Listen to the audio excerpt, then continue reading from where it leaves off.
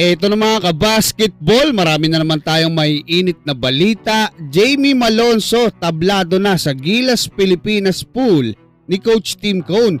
Kai Soto ginagawa na naman ng issue at Homer Saison binabatikos yung naging statement ni Coach Tim Cone. Pero bago yan, huwag kalimutan mag-like at mag-subscribe bilang pagsuporta.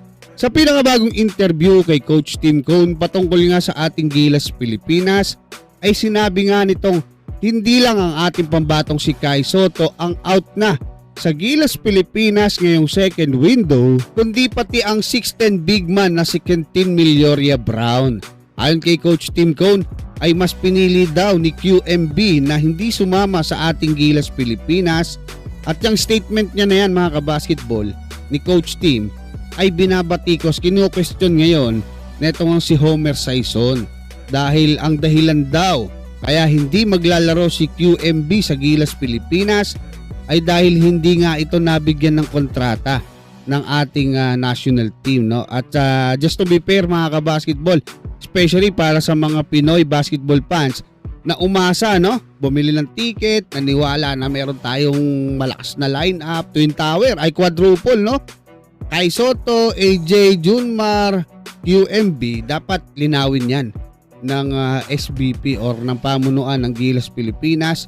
Kasi kung totoo naman na binibigyan nila ng kontrata tapos tumanggi dahil mas malaki yung hinihingi, diba, at least malinis sila na hindi, binigyan namin ng kontrata yan eh.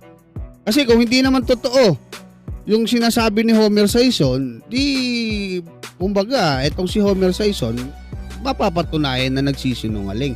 Pero kapag hindi nila sinagot yan, lalabas totoo yung sinasabi ni Homer Saison.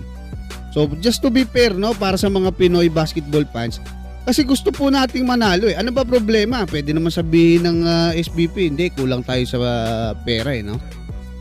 Kulang tayo sa pera kaya hindi na natin kayang kumuha pa ng kunin yung serbisyo netong si QMB. Kaya ang ginawa na lang natin, kinuha na lang natin etong si Justin Baltasar mula sa PBA. Hinugot na rin natin etong si Troy Rosario na hindi nga nakapaglaro nung 'di ba sa Hinebra eh. So ganoon na lang, at least alam na mga Pinoy basketball fans, maiintindihan po natin. So yun yung take ko diyan mga ka-basketball, at least maging tayo, transparent, para hindi nagkakaroon ng kumbaga sari-saring mga kuro-kuro, no? Especially ito, no, matindi. Etong si PBA Insider, nag-post siya mga kabasketball kung saan pinalalabas niya na merong unwillingness etong ating pambatong si Kai Soto na maglaro sa Gilas Pilipinas. Kinuha niya yung reference na ibinigay ni Homer Saison doon sa sulat niya, no? Na ito pa lang si Kai ay bumaba yung presyo or bumaba yung nakukuhang incentive ba o allowance dito nga sa SBP, kasi mula daw sa 6 digits na dollar, no, doon sa FIBA World Cup na natanggap ni Kai, bumaba na ngayon yung nakukuha niya. Pero ang tanong, yun ba yung dahilan? Hindi naman Di ba ang dahilan, ayaw nga ng Kosigaya paglaruin si Kai ngayong second window para magkaroon siya ng kumbaga makarecover siya ng husto. Alalay nga lang din yung ginagawa sa kanya eh.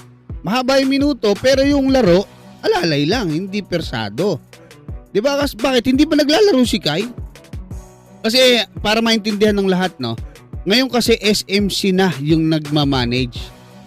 Nung panahon kasi ng FIBA World Cup, kung saan ang kinuha nating naturalized player nga noon ay si Jordan Clarkson, MVP Group ang nagpapasahod doon.